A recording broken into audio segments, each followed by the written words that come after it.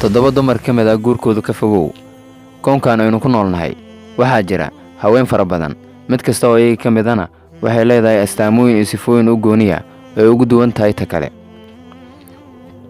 Kuwo waxaa jira qurux badan, sidoo kale waxaa jira kuwo aan qurux badnayn, sidoo kale waxaa jira kuwo dabeecad wanaagsan iyo kuwo aan dabeecad wanaagsaneyn, intabana waa isugu jiraan.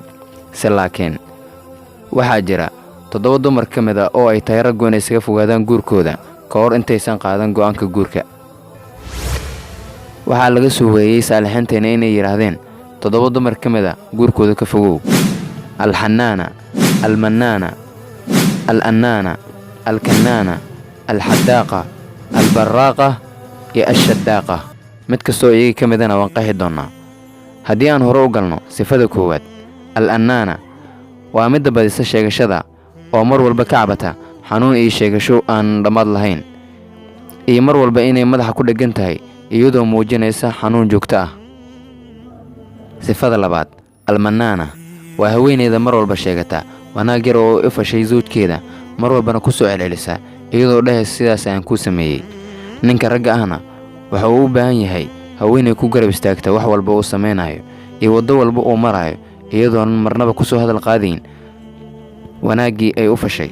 sifada saddexaad, alxanaana waa haweeneyda mar walba u janjeerta guriga aabaheed ama u eexata anug ay zawj kale u soo dhashay, waqtigeeda iyo ihtimaamkeeda ugu badanna ku bixinaysa inahaas aynu soo sheegnay, sidoo kale inkiraysana wanaag walba iyo wax walba oo u soo galay zawjkeeda.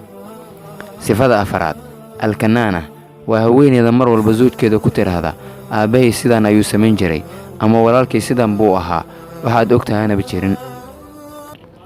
sifada shanaad, alxadaaqa waa haweeneyda wax walba ay cajibanayaan jeclaysanaysana inay hesho, weliba aan dhargeyn. haweenka noocaan ah zamankan aad ayay u badan yihiin, haddaba waa inaad ka taxadartaa wiilow. ogow noocan ma raadiyaan jacayl iyo inay reer kula dhisaan.